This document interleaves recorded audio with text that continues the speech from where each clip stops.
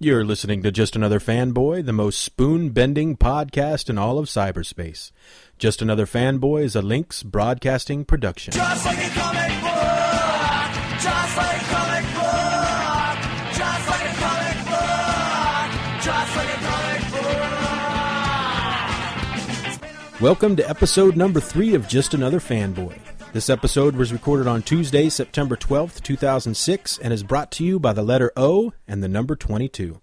My name is Stephen Orr, and I'm here to guide you through this little experiment in unexperienced audio mismanagement. This week we have your news and picks, along with the low-rent fanboy tip of the week, and of course I have with me in the studio everyone's favorite malcontent, Norman, Oklahoma. Say hello, Norman. How about I just whack you in the face instead? Sorry. I told myself I'd be nice to you this week. Really? Well, you know, I'm curious. Are you actually from Oklahoma? Heck no. I'm a Kansas boy, born and bred. Really? And when was that? When was what? When were you born? Oh, in 1849. 1849? So that would make you, what? 157. 157? 157. Wow, I'm impressed. How do you manage to stay so fit? I tell you, it was like I was saying to Wyatt back in Dodge. Wyatt? Yeah, Wyatt Earp. Now shut your cow kisser, I'm speaking. Anyway, like I told Wyatt back in Dodge, the key to staying fit and looking young are buffalo chips. Buffalo chips? Buffalo chips. You know, dried up buffalo poo. I eat dried up buffalo poo. You eat dried up buffalo poo? I eat dried up buffalo poo. That's nasty. Nasty? You're what, 33, 34? Something like that, yeah. Well, I'm 157 years old, and I can throw a whooping down on you like you ain't never felt in the entirety of your whole life. And that's from eating buffalo chips. Yeah, well, I think I'll pass. You would, you pansy. Come on, that's not nice. Anyway, stick around for the view from Norman, Oklahoma at the end of the episode. And now, on to listeners' emails. You have listeners? That's a good one. I have at least one listener, and I have the email here to prove it. Granted, it's from a guy I know at work who I told to listen to the show, but he took the time to write in, so I'll take the time to read it. The email comes from Josh in Lawrence, Kansas, and Josh writes, "Shouldn't you note somewhere who the music is by? And where can I get some Hogshead coffee?" Both good questions, Josh. Thanks for writing in. I'll tell you what, I'll answer your first question in the closing words of the episode. As for your second question, Hogshead Coffee, last week's sponsor, can be found at all your local fictional coffee shops and supermarkets. Just ask for the coffee that tastes like pork. And now, news and information you could have easily gotten for yourself with just a little effort.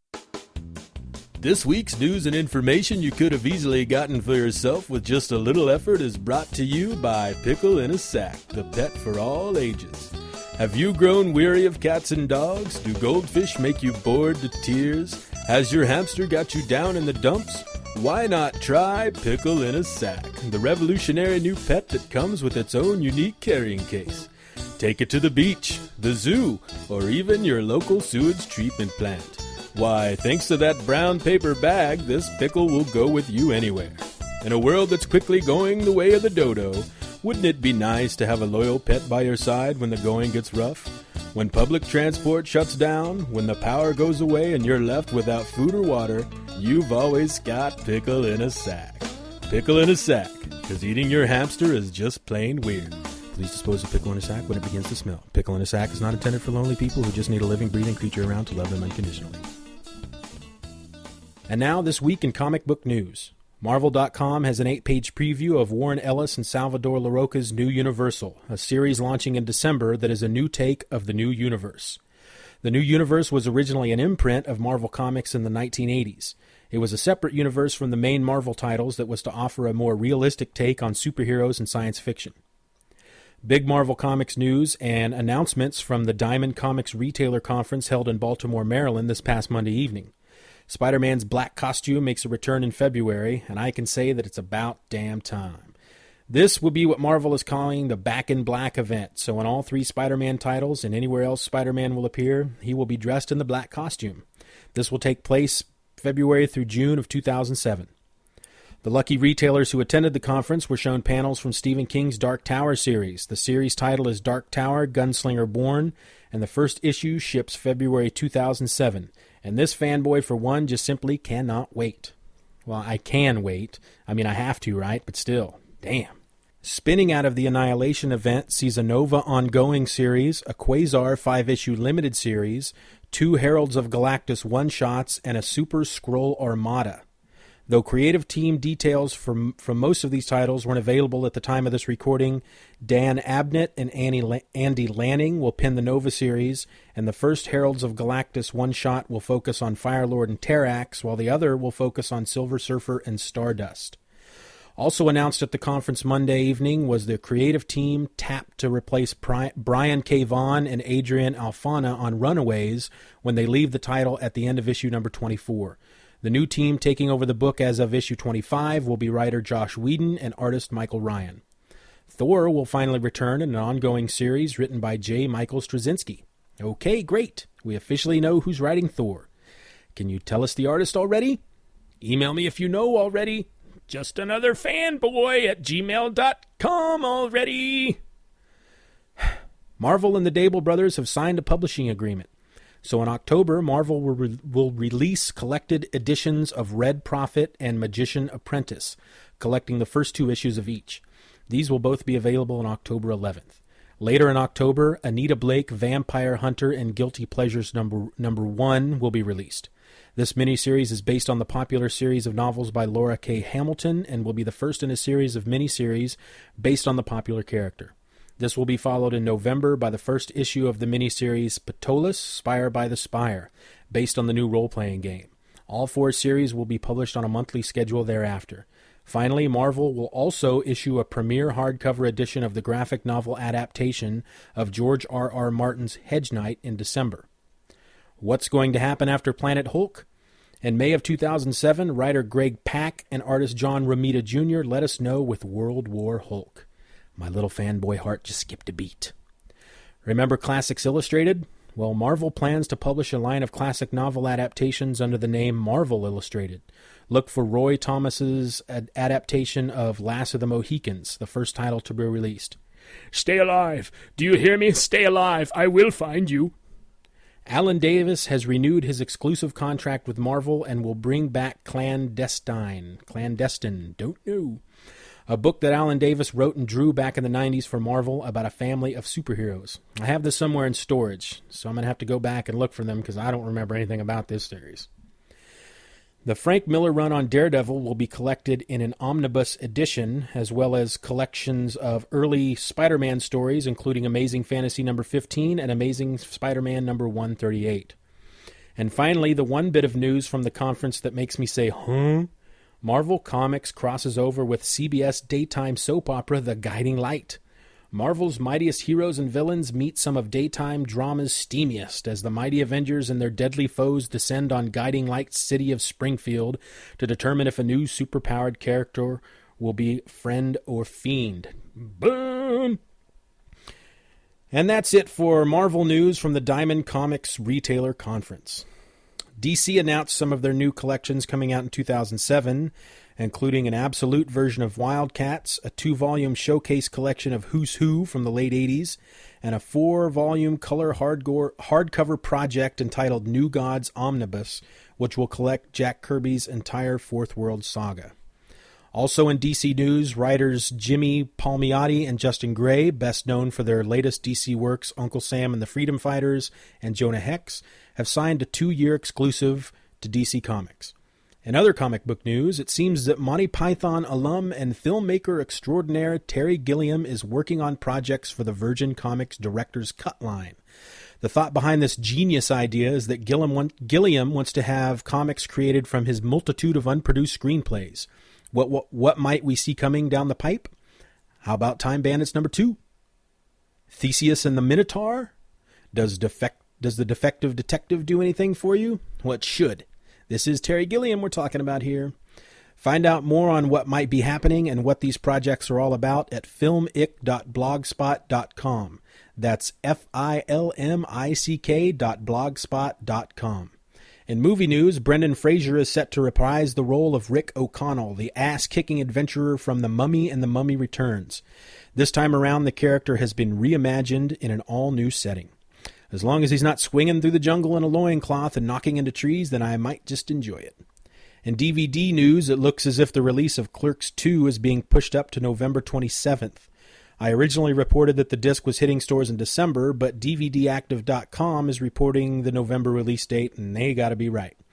This looks like a one-disc set with deleted scenes, the obligatory commentary track, because it just wouldn't be a Kevin Smith DVD without the commentary track, a 90-minute behind-the-scenes documentary, and more.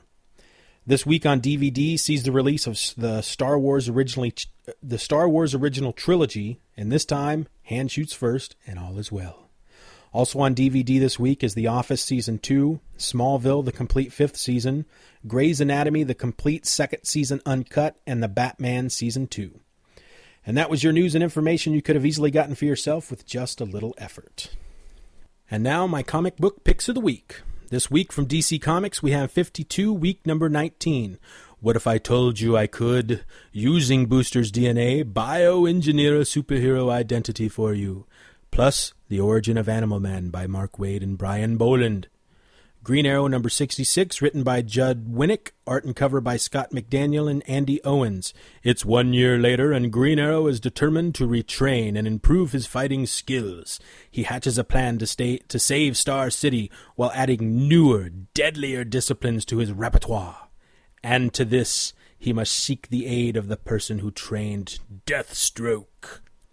Green Lantern number 13, written by Jeff Johns, art by Ivan Rice and Mark Campos, cover by Simone Bianchi. Revenge of the Green Lanterns continues. Confronted with the cyborg Superman and the cold, murderous Manhunters, Hal Jordan and Guy Gardner must convince their fellow Lanterns of Hal's good intentions. But what chilling secrets do the Manhunters contain, and why do the Guardians of the Universe wish to protect that secret? And this week from Marvel, we have Captain America number 21, written by Ed Brubaker, with art by Steve Epting. The 21st century blitz rockets to its conclusion as Captain America and the man he once called his partner, the Winter Soldier, finally come face to face in the fight to save London. Wolverine Origins number 6, written by Daniel Way, with art by Steve Dillon. Completely shattered by the revelations of last issue, Logan must now ask himself some hard, almost impossible questions, such as whether or not he can continue on his quest, or if he even should. Though he now remembers who he was, the more pressing question becomes who and what is he now? Answering these questions will take the help of one of Logan's closest friends, and one of his deadliest enemies, Omega Red! And now it's time once again for the Low Rent Fanboy Tip of the Week. If you got the money, I've got the time. We'll go honky-tonkin' and we'll have a time. We'll make all the nice spots, dance, drink beer and wine. If you got the money, honey, I've got the time. Well, ye, and might I say, haw. You know, I can't afford to buy all the comics I want. I wish I could, but I can't, so there you have it. I play the lottery all the time. I mean, somebody has to win, right? But until I'm swimming in money like Scrooge McDuck, I have to do whatever I can to keep caught up on what's going on in the other books I don't read without taking out a second mortgage on the home. This week's tip, know your library. Now, I'm not sure how it is in your part of the world, but my local library carries trade paperbacks and graphic novels, all to read for free. Some libraries, like mine, have an online catalog you can use to search for the books you want to read, and then even select them to be held for you, so you don't have to go in all the time to see if a particular book is in. Once the book becomes available, you get an email notification. Heck, my library will even mail the books to me. And this is a totally free service. If you haven't been in your local library lately, then visit. If you don't have a library card, then get one. It's easy. Come on. If Fonzie can get a library card, then anyone can get a library card. I currently have about 30 books sitting on my shelf to read, with many more slated to come my way. This is a huge money saver. You may not own the books, but at least you get to read the stories. And after all, isn't that what comics are all about? And that was the Low Rent Fanboy Tip of the Week.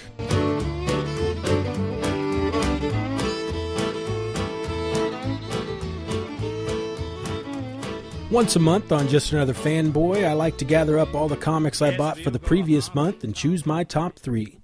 So, without any more ado, the top 3 comics of August 2006.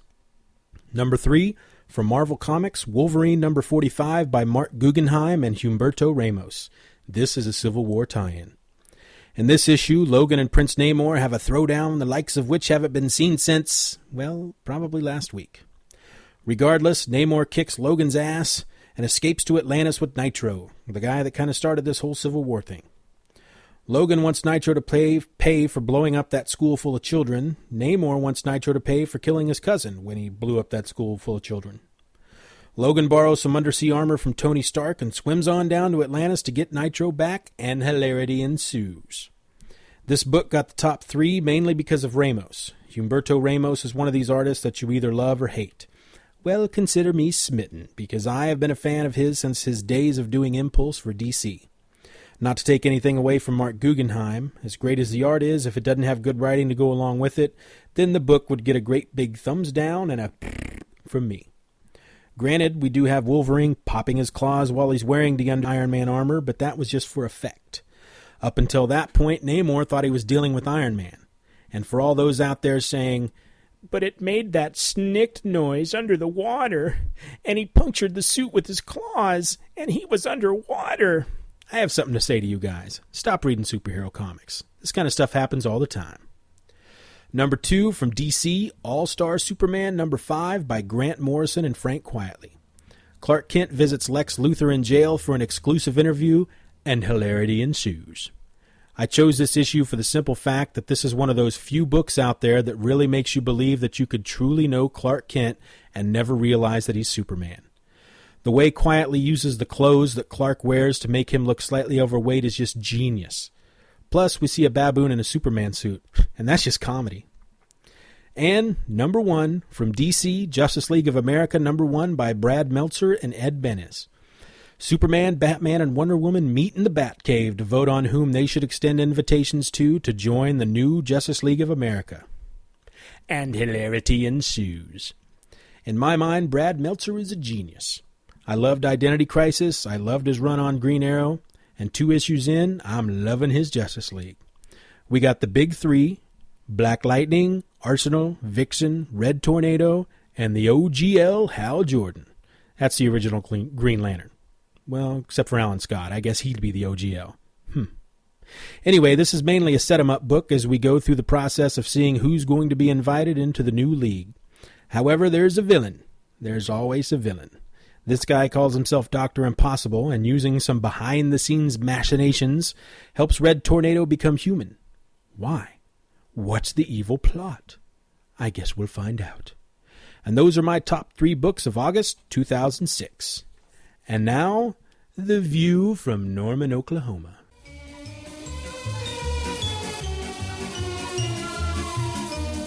The View from Norman, Oklahoma, a weekly segment in which our resident crotchety old bastard Norman, Oklahoma, gives up his opinion on whatever pisses him off. And so, ladies and gentlemen, may I present to you Norman, Oklahoma. Thank you. It's good to be back. Back from where? Well, I tell you, I just spent the last week taking a relaxing vacation at a fancy hotel. Oh yeah? Doing what? I was relaxing. I spent my whole time at the hotel getting room service and getting pampered in the day spa. Pampered in a day spa? That's right. And it put me in quite the contrary mood.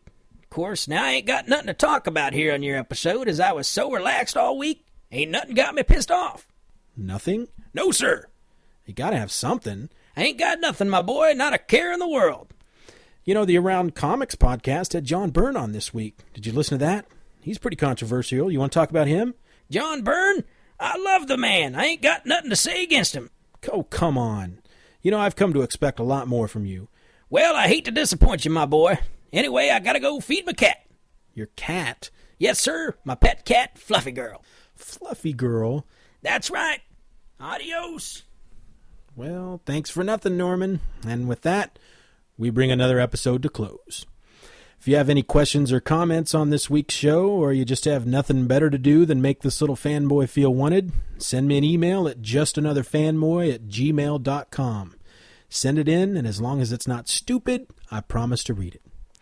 Remember to visit pythonland.com for all your Monty Python needs. I post over there on the message board at Pythonland under the handle Strangely Brown, so drop in and say hello.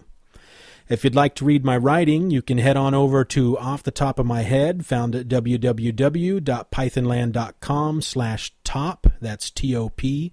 It's updated every Monday. This week's article is Bullies and Turtles, a slight departure from the normally light tone of my writings where I reminisce about the various bullies from my life. And yes, a turtle is involved. The theme song from today's episode is Comic Book by the Super Spies. You can find it and info about the band at garageband.com.